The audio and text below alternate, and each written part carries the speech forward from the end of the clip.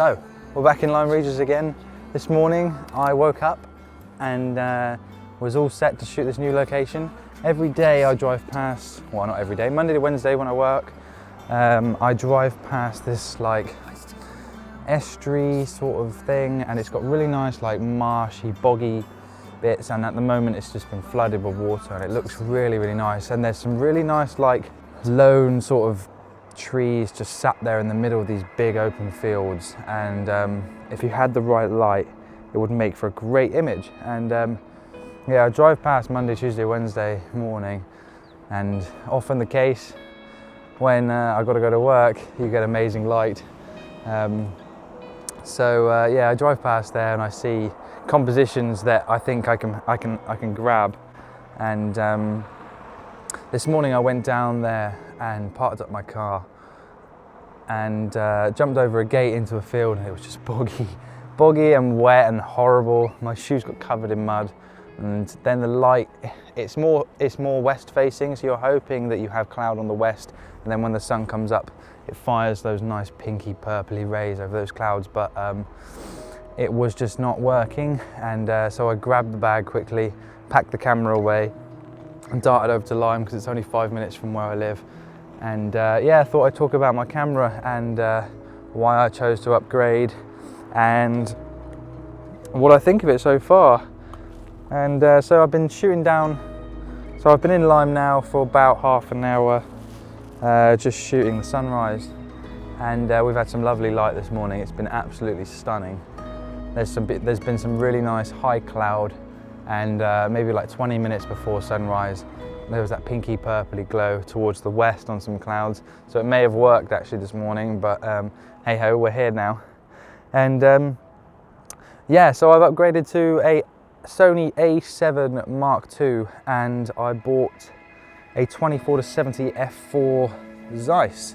So for the past maybe year and a half I've been shooting with a Sony A6000, and I got that camera because Primrose's dad shoots Sony and he had a couple, and he said it's a great starting camera, and then reviews and people in Jessops and that sort of thing, they would all say it's perfect starting camera. And I did photography for A-levels, so I knew a lot about photography, but after I left school I kind of I didn't do much anymore, and kind of lost interest for it.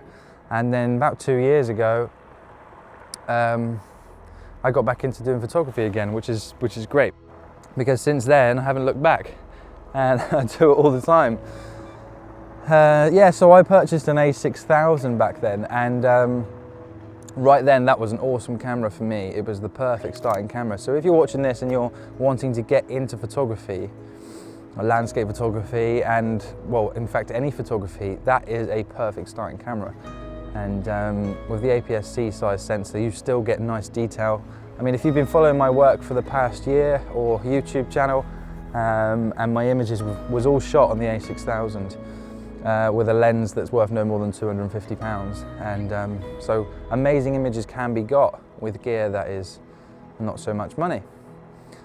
So yeah, I had the A6000 for about a year and a half, and I decided it was time to trade in and go full frame. I felt like I outgrew it a little bit. I was wanting more detail, I was wanting more dynamic range, I was wanting just more professionalism in my images. And without spending stupid money, I thought that the A7 Mark II was the next best step. So yeah, this isn't a review or anything. I just thought I would give you guys an insight to the A7 Mark II, the new camera I got, like out in the field, like as a user perspective, because the actual description of the camera and everything else can all be good, but whether it actually does its job out in the field is a different story. And I decided to stay with Sony because I knew Sony, and I know the A6000 inside and out. I know how to work that camera with my eyes closed, and luckily the A7 Mark II is exactly the same thing.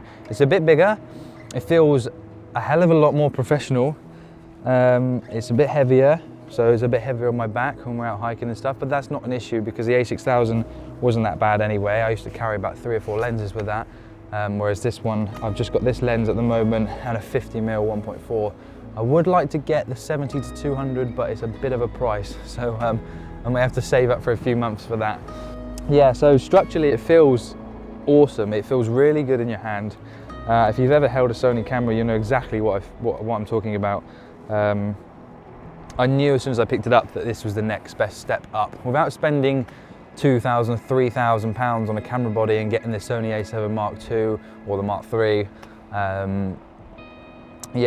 this would be the next best thing. And to be honest, I don't think right now in my photography career I would warrant getting an A7 Mark II, or definitely not an A7 Mark III, because I just wouldn't need the 42.5 megapixels. I wouldn't be printing out massive, and then to be honest, I wouldn't really see the benefit. Yeah, I wouldn't see the benefit. All I'd see is a massive hole in my bank account that's not there anyway.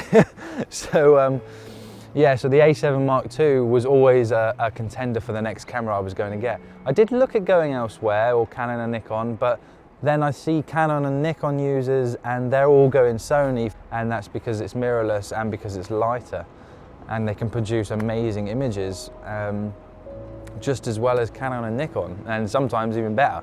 The A7 Mark III is an insane camera. 24.3 megapixel full frame sensor, and the detail is insane. Like, I've been using the A6000 for about a year and a half and got some fantastic images with it, but this thing is amazing. I'm glad I went, because I thought this was the next step up. This is like 3 or 4 steps up higher than that, and I'm so glad I bought it. It is really, really nice. I'll pop some images up on the screen now actually of the night when I got my A7 Mark II. I went out straight away, and luckily there was a nice sunset.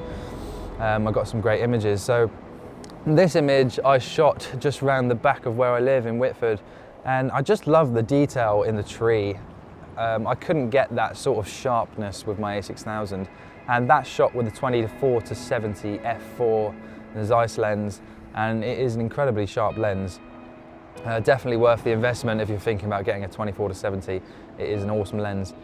And the good thing about this camera is it's stabilized, so it has 5-axis in-body stabilization, and it also has the Sony lenses have stabilization in the lens themselves, so you can walk around with this thing in your hand, and if you're good, it can look like you're on a gimbal. So that's a benefit too. And then we went to Kimmeridge Bay the other day, and that was my first proper day out with the new camera.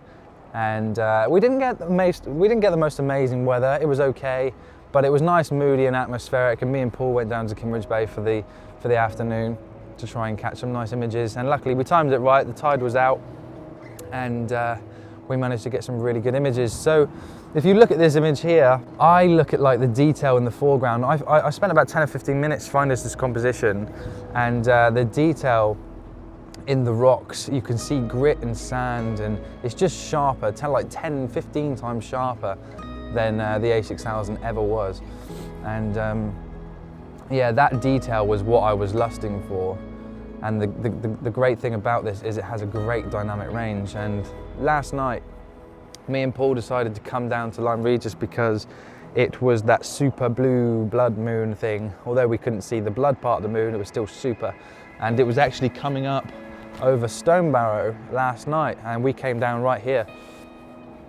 And the moonlight was so bright, and I was looking down from my viewfinder thinking, oh my god, it was so bright. I was getting no detail in the foreground. I even had a grad on the sky at one point, but I ended up using an image that I didn't have a grad on the sky, and I just managed to pull the shadows up on Lightroom, and there was detail there that I thought I could never even pull back. So the dynamic range is fantastic, and that is down to just the full frame sensor.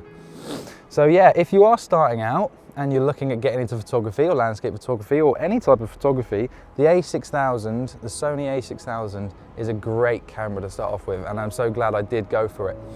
Whereas if you're in my position and you wanted to upgrade, or you've got an A6000 or something similar, and you're thinking about Sony and Sony mirrorless, I think that this is the next best thing up without spending lots of money. Bit of a different vlog this morning. I did shoot some nice images of Lyme, and I'll pop them up on screen in a minute this morning. It was a lovely sunrise. But yeah, I thought I should talk about the camera and my first impressions being out in the field as a landscape photographer. So yeah, I hope you like this video, guys. If you haven't subscribed to my channel already, please do click that subscribe button, give us a thumbs up, write us a little comment, and I will see you in the next one. Bye for now.